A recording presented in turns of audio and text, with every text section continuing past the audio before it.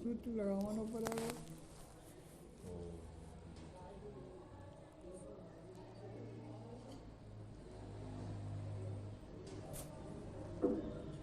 आज सत्संग महोदय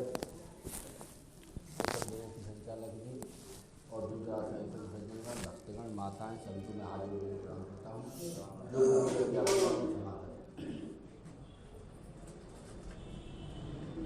निर्मल मन जन सोमय पावा मोहि कपट छल भावा। हमारे हांसी भाईसाहब ने बहुत अच्छी बात कही। ये पहला मतलब पहली जो सिद्धि है वो यही है और यही से इसकी शुरुआत है। तो मन निर्मल कैसे हो, दो चीजें हैं, एक मन का निर्मल होना और मन का अचल होना, दोनों ही एक दूसरे से जुड़ी हुई हैं। जिसका मन निर्मल होगा उसी का मन एकाग्र होगा, अचल होगा और एक दूसरे से जुड़े हुए। और मन अब ये प्रश्न ये है कि मन निर्मल हो कैसे। मन निर्मल होगा, तीन हैं इसके साधन। प्राणों में बताए हैं, भागवत में भी बताए हैं और संतों ने भी बताए हैं। वो तीन हैं। पहला है साधु संग, सत्संग। पहला है साधु संग और सत्संग, और दूसरा है अपने भावपूर्वक भगवान नाम का जप, और तीसरा है भगवान की मीठी मीठी कथाओं का कथामृत का रसपान। ये सब मिल करके कहाँ पे मिलेगा? सत्संग में। ये सब मिल करके आपके जो मन रूपी जो भौरा विषयों में भाग रहा है उसको एक जगह इन सब से वो शुद्ध होगा, और जब शुद्ध होगा तब वो अचल होगा, और उस अचल स्थिति में आपका जो स्वरूप है झिलमिलाता हुआ वो आप उसको जान पाएंगे, उस आत्मरूप को, आत्मभाव चैतन्य को, उसी में वो प्रकाशित होगा। क्योंकि अगर आपकी अब इसकी पहचान क्या होगी कि हम भाई सत्संग में भी आ रहे हैं, भाव से भजन भी भगवान का कर रहे हैं और कथा का रसपान भी कर रहे हैं, तो अब हमको भी तो पता चलना चाहिए कि हमारा मन अशुद्ध ही है कि शुद्ध हुआ कि नहीं हुआ। तो इसके लिए कहते हैं वो कि अगर आपका मन शुद्ध हो जाएगा तो आपका मन किसी भी चीज से प्रभावित नहीं होगा, किसी भी चीज से, किसी रूप से प्रभावित नहीं होगा। किसी निर्लिप्त भाव, निर्लिप्त अवस्था हो जाएगी मन की।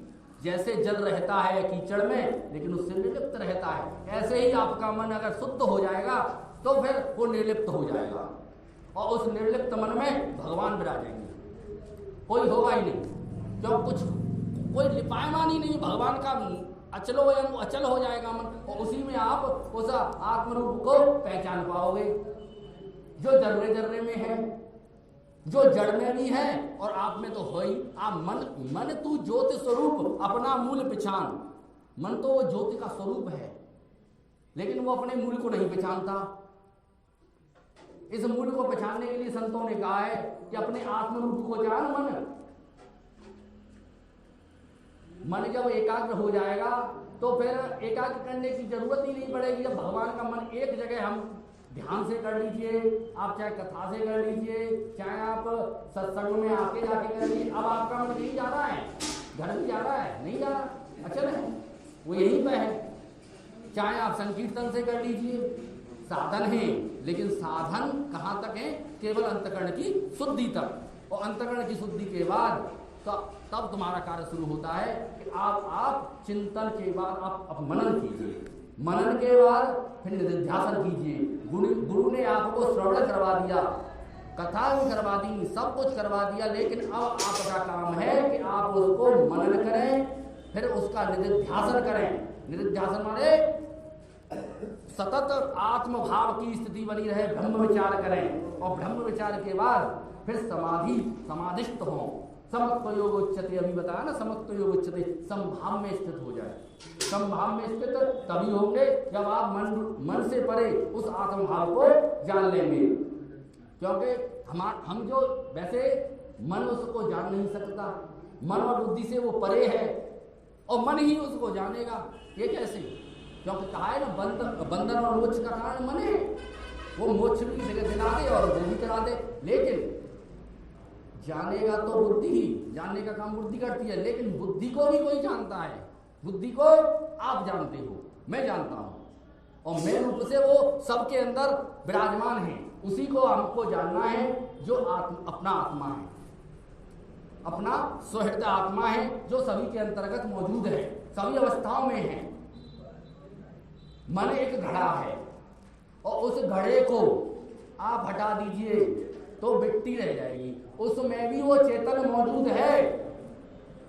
कोई भी चीज हम देखते हैं तो हम पहले हमारी वृत्ति वहां पे जाती है, लेकिन मेरी उपस्थिति के बिना उसको मैं जान नहीं सकता। तो मैं सर्वत्र सदा विराजमान हूं। मिट्टी सभी घड़ों में है, चाहे वो पहाड़ की मिट्टी हो, चाहे वो एक मुट्ठी की मिट्टी हो। मिट्टी मिट्टी है, मिट्टी अपने आप में पूर्ण है। उसी प्रकार से आपका चैतन्य परिपूर्ण ब्रह्म है। आपका जो चेतन है वो, चाहे आप उससे समझ गए ना, तो आप वो वही सब का आधार है, वही जड़ का आधार है, वही मन का आधार है। इसीलिए चेतन ने चेतन को ही जाना।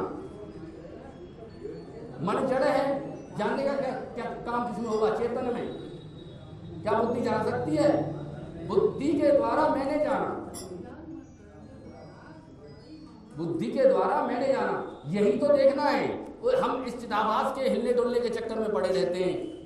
हम चेतन उसको कहते हैं, लेकिन हमारी जो समझ का चेतन है वो ऐसा नहीं है कि हिल गया, चले गया और यहाँ हो गया। ऐसा चेतन नहीं है। चेतन साक्षी कूटस्थ वो है चेतन, वो तो चिदाभास है। चिदाभास में हम उलझे रहते हैं। जो बनने वाला और बिगड़ने वाला है घड़ा, वो मैं नहीं हूं, वो मिट्टी नहीं है। मिट्टी का स्वरूप तो अखंड है, चैतन्य है, सत्य है, चित्त है, आनंद रूप है। जो नाम रूप है वो मिथ्या है। अपना स्वरूप कैसा है? सत्य है, चित्त है, चेतन है, आनंद रूप है, और उसी में सभी है। उसी में संसार स्फुरित होता है। उसी के होने से जासु सत्यता ते जड़ माया भास सत्य एवं मोह सहाय। जिसकी सत्ता पा करके, मैं रूप की सत्ता पा करके ये मन कार्य करता है, मैं रूप की सत्ता पा करके ये शरीर कार्य करता है, और मैं रूप की सत्ता पा करके ये जगत जो है हमको दिखता है, स्वप्न दिखता है नहीं, परिवर्तनशील है। एक न एक दिन तो ये मिटना है। तो हमारा उद्देश्य यही होना चाहिए कि मन हमारा निर्मल हो जाएगा, तो उस निर्मल दर्पण में हमको अपना मुख, जो अपना स्वरूप है, वो प्रत्यक्ष होगा, वो हमको नजर आएगा। लेकिन हम अपने स्वरूप को उस शीशे में लगा करके शीशे वाले को न समझे, चिदाभास है वो। तो भाई जब मैं अपने मन को आश्रय ग्रहण करके कहता हूं कि मैं हूं, तो वो मैं नहीं हूं। मैं तो उस मन को भी देखने वाला, शीशे को भी देखने वाला। अब शीशे में मेरी शक्ल दिख रही है, पर मैं वो नहीं हूं। मैं तो साक्षी कूटस्थ ये हूं। जो मैं हट जाऊं तो वो भी हट जाएगा, या शीशा हट जाए तो मैं बना रहेगा। तो एक को तो हटाना पड़ेगा। ये होगा मनन से, ये होगा निधिध्यासन से, ये होगा समाधि अवस्था में, और इसको स्वयं से स्वयं ही जाना जाएगा और कोई नहीं जान सकता। जैसे एक उदाहरण देते हैं संत। एक कुंडा है और कुंडे के ऊपर कपड़ा पड़ा हुआ है, और कपड़े के नीचे कुंडा है, और कुंडे के नीचे एक चांदी की डिबिया है, और उस चांदी की डिबिया में एक चमचमाता हीरा रखा हुआ है। अब मुझे ये बताइए, उसको जानने के लिए हमको क्या करना पड़ेगा? पहले कपड़ा हटाना पड़ेगा। कपड़ा रूपी ये शरीर है, इस शरीर को हटाना पड़ेगा, और जब शरीर हट जाएगा तो फिर मन रूपी कुंडा, उसको हटाना पड़ेगा, और फिर चांदी रूपी जो डिबिया, जो बुद्धि है, उसको हटाना पड़ेगा। अब मुझे एक बात बताइए, उस हीरे को जानने के लिए कौन सी रोशनी की जरूरत है? न बुद्धि की जरूरत है, न मन की जरूरत है। उसको जानने के लिए वो तो स्वयं में अपना आप है, वो तो स्वयं ही अनुभव होगा। इस चीज का कोई दूसरा चेतन नहीं होगा कि वो बताए कि मैं हूं, मैं अपने आप में पूर्ण हूं और मैं ही चेतन हूं, मैं ही अहम ब्रह्मास्मि, मैं ही ब्रह्म हूं। क्योंकि ब्रह्म को ही जानेगा, कोई नहीं। जानत तुम्हें हो जाए। इन्हीं शब्दों के साथ मैं अपनी वाणी को विराम देता हूँ। जय श्री कृष्ण, जय श्री राम।